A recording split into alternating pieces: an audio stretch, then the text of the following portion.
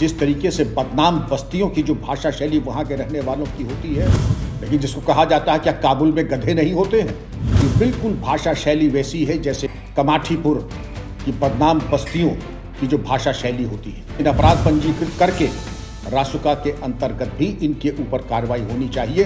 वहाँ पर ये सब चीज़ें परोसी जा रही हैं जो कि मैं अपने मुंह से कह नहीं सकता। इनके ऊपर रासुका लगनी चाहिए।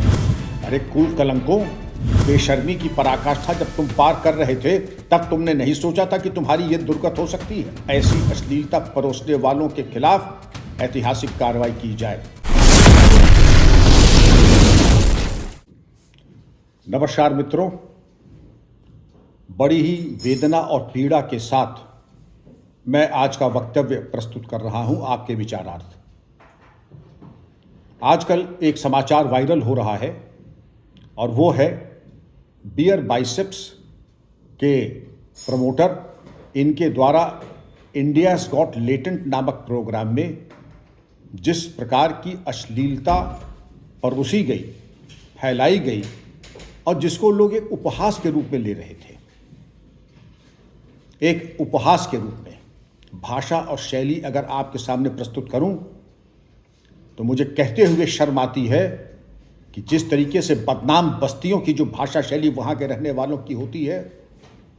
मेरे एक प्रोग्राम में किसी एक दर्शक ने लिखा है, ये बिल्कुल भाषा शैली वैसी है जैसे कमाठीपुर की बदनाम बस्तियों की जो भाषा शैली होती है।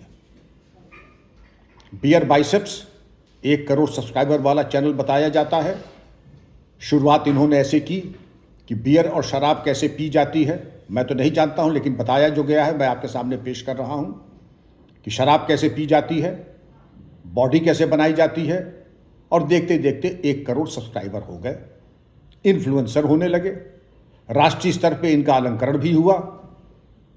लेकिन जिसको कहा जाता है क्या काबुल में गधे नहीं होते हैं, और जिस तरीके की इन्होंने अश्लीलता फैलाई, कई राष्ट्रीय और अंतर्राष्ट्रीय चैनल में मैंने कहा कि भारतीय न्याय संहिता के अंतर्गत तो कार्रवाई होनी ही चाहिए, लेकिन अपराध पंजीकृत करके रासुका के अंतर्गत भी इनके ऊपर कार्रवाई होनी चाहिए, क्योंकि इसमें क्षमा का कोई खाना नहीं होना चाहिए।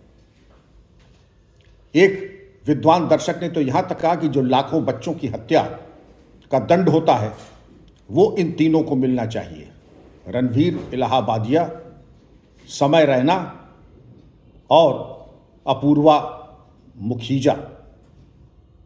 इन्होंने जो अश्लीलता की बातें की हैं और जिस तरीके से हमारे युवा वर्ग को, जहां उनको इस प्रकार की खुराक मिलनी चाहिए थी, इस प्रकार के सद्वचन मिलने चाहिए थे, इस प्रकार के सुविचार मिलने चाहिए, सत्यम वदः, धर्मम चरः, मातृदेवो भव, पितृदेवो भव, गुरुर्देवो भव, वहाँ पर ये सब चीज़ें परोसी जा रही हैं जो कि मैं अपने मुंह से कह नहीं सकता। मेरे इस संस्कृति के ऊपर, इनके ऊपर रासुका लगनी चाहिए। बड़े विद्वान पैनलिस्ट ने ये कहा कि नहीं, ये आप किस कानून से कहेंगे। अगर आसाम से लेकर महाराष्ट्र तक, उत्तर प्रदेश से लेकर के चेन्नई तक इसकी आलोचना और आक्रोश है तो लोक व्यवस्था भंग हो रही है, और लोक व्यवस्था अगर आच्छादित होती है तो राष्ट्रीय सुरक्षा अधिनियम के अंतर्गत इनके ऊपर कार्रवाई होनी ही चाहिए। और अब तो खैर मैं बधाई देना चाहूँगा महाराष्ट्र पुलिस को कि उन्होंने प्रथम सूचना पंजीकृत कर ली, महाराष्ट्र साइबर सेल को कि उनके द्वारा भी कार्रवाई की जा रही है, और विमेंस कमीशन ने भी इन सबको तलब किया है और आख्या मांगी है। आज के टेलीविज़न कई चैनल में ये दिखाई पड़ रहा है कि जो महिला हैं वो खार पुलिस स्टेशन जा रही हैं और मुंह पर ढाठा बांध करके जा रही हैं। बाकी लोग भी जब जा रहे हैं तो मुंह पर ढाठा बांध करके। अरे कुल कलंकों, बेशर्मी की पराकाष्ठा जब तुम पार कर रहे थे तब तुमने नहीं सोचा था कि तुम्हारी ये दुर्गत हो सकती है। दरअसल मुंह पे ढाठा तुम्हें तब बांध लेना चाहिए था जब तुमने इसकी कल्पना की थी कि तुम इस तरीके के विचार परोसने जा रहे हो, जा रही हो। और जिस तरीके की शोभनीय बातें की हैं, ये दिखाता है कि माता पिता के पास अथाह पैसा है, और अथाह पैसा आने के बाद जो उसका दुष्परिणाम होता है, तो जो अधोगति दुर्योधन और कौरवों की हुई थी और जो उनका विनाश हुआ था वो तुम्हारा तो होगा ही, और जिस तरीके की तुम भाषा शैली बोल रहे हो, जो उसको सुन करके आनंद ले रहे हैं वो भी सावधान हो जाएं। यह मुसीबत को और यमराज को दावत देने के समान है। मेरा पुलिस को, सुरक्षा एजेंसियों को आह्वान होगा कि ऐसी अश्लीलता परोसने वालों के खिलाफ ऐतिहासिक कार्रवाई की जाए।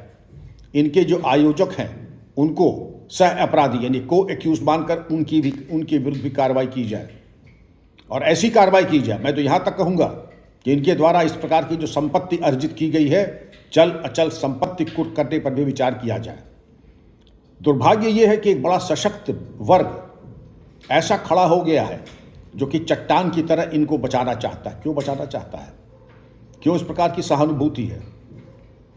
मैं तो बधाई दूंगा उस सुधी दर्शक को जिसने कहा कि इनकी भाषा और शैली वही है जैसे कि बदनाम बस्ती में लोग बोलते हैं।